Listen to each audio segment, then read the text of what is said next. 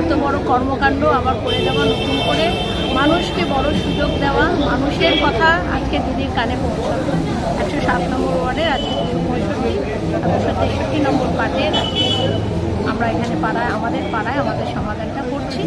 এখানে মানুষজন যারা এসেছেন, আমি পাড়ায় পাড়ায় প্রত্যেক জায়গায় প্রচার করে এসেছি। নিজে গিয়ে আমি মানুষকে রেখেছি, সাধারণ মানুষকে, আপনারা পাড়ার উন্নতির জন্য, দিদির স্বপ্ন পূরণ করার জন্য, আমাদের কাজ করতে সুযোগ দেওয়ার জন্য আপনাদের যেটা যেটা মনে হচ্ছে আপনারা আসুন, এখানে আলোচনা করুন, আপনারা আপনাদের বক্তব্য বলুন। সেখান থেকে মানুষ এসেছে, মানুষ তাদের বক্তব্য রাখবে, সেটা আমরা দেখব, সেটা নিশ্চয়ই বিবেচনা হবে এবং আমরা সে কাজগুলো করতে পারবো। সেটা মানুষ বলবে। প্রথম দিন থেকে যারা হোমওয়ার্ক করে তারা স্কুলে সবসময় কষ্ট হয়, এটা আমি জানতাম, কেন আমি পড়িয়ে এসেছি। আর প্রথম দিন থেকে যারা পড়াশোনা করে না, লাস্ট দিনে যতই পড়াশোনা করুক, পাশ করাটাও খুব কঠিন বিষয়।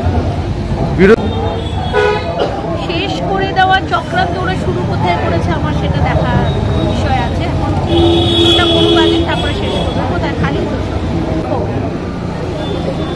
যদি কেউ এই যে বিশৃঙ্খলার মাধ্যমে কোনো জিনিস যদি প্রকাশ্যে আসে, এটা তো গণতান্ত্রিক ডেমোক্রেসি আমাদের ইন্ডিয়া করে, সেটাকে বুদ্ধ করে কোনো কিছু করা সম্ভব নয়। মানুষের চোখ পুরো ভারতবর্ষের লোক দেখে, সেটা তো ওরা তো সুরক্ষা নিয়েই ওখানে এসেছিল। ওরা তো মানুষকে যে কোনখানে রেখে এসেছিল, অন্ধকারে রেখে এসেছে, মানুষ আবার সেখানে মানুষ জেগে উঠেছে। মানুষ সেই রাস্তাতে, উনি যে রাস্তা দেখিয়ে উনি এসেছেন, সেই রাস্তাটাকে ওনাকে আর একবার স্মরণ করিয়ে মানুষ করছে, এটা তো আমাদের ঠিক